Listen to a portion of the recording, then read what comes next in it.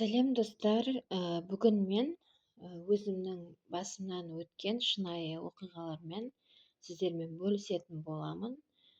Мүмкін біреуге менің өткен нәрсем сабақ болатын болар, мүмкін біреуге ойланарлық түйін әкелетін болар деп өзімнің басымнан өткен, мейлі қандай қиын болсын, мейлі оңай болсын, оқиғалармен бөліскім келіп отыр. Себебі көп болды өзімнің ойланып жүргеніме осылай. Мен өзімнің қорқынышымды жеңіп, сіздермен бөліскім келеді.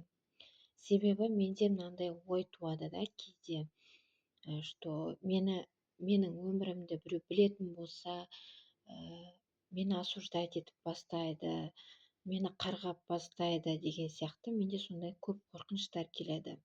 Мен сол қорқынышымды жеңгім келеді да.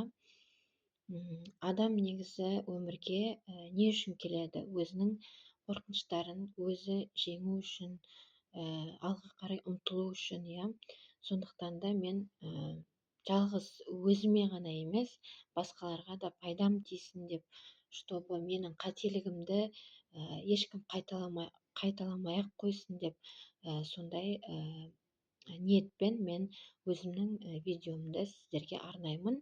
Және де, если видео ұзақ болып кетсе, ренжімейсіздер. Қаласаңыз жылдамдыққа қойып тыңдауларыңызға болады. Потому что мен өзім жай сөйлейтін адаммын. Қазірдің өзінде мен қорқып, білмеймін неден қорқып отқанымды, просто қобалжып отырмын, если честно. Бірінші рет видео түсіріп тұрғасын бәрінде қобалжу болатын шығар деп ойлаймын. Сол. Дальше қазір видеомды саламын, кстати.